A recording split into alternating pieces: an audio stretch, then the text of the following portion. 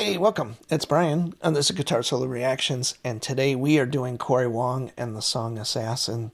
This is live at Paisley Park.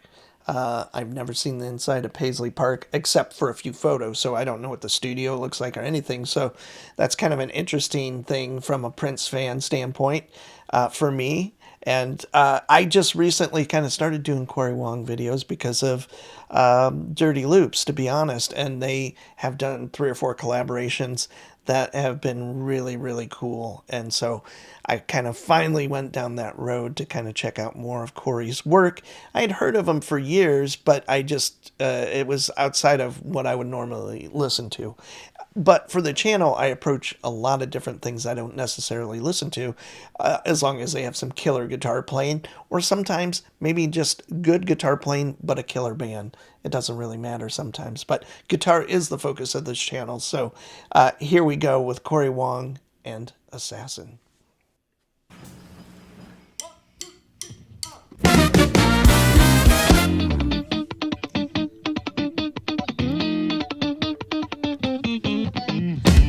One thing sorry to interrupt, but the horn section in this band is worth, I don't know, the price of admission, whatever, however you want to put that, but they are some of the best horn players I've ever heard.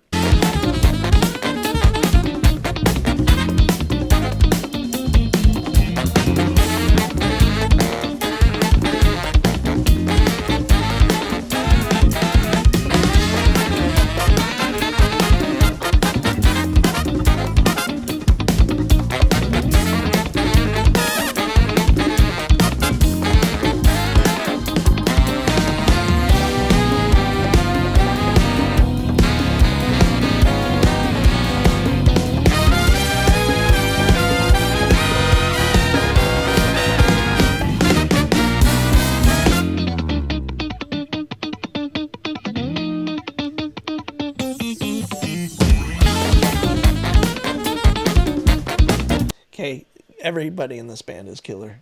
But I just noticed the bass player, who is, left-handed, but has the guitar, or bass, excuse me, is a left-handed bass, but he's got the strings still upside down. So obviously he learned on a right-handed bass with the low strings, towards the floor, the high strings or the thinner strings, however you want to put it, towards him. And I always find that, Eric Gales is an incredible guitar player. There's been many people, that have done this, whether it's Hendrix or whatever, that, and specifically Eric Gales, that are incredible at it. So anyway.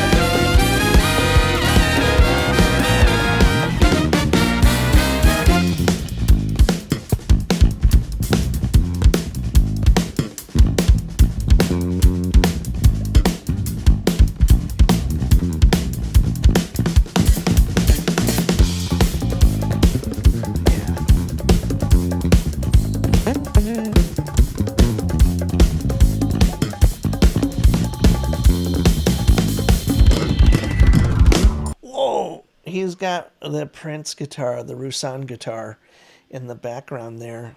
That's really cool. I wonder if he plays that in some other videos.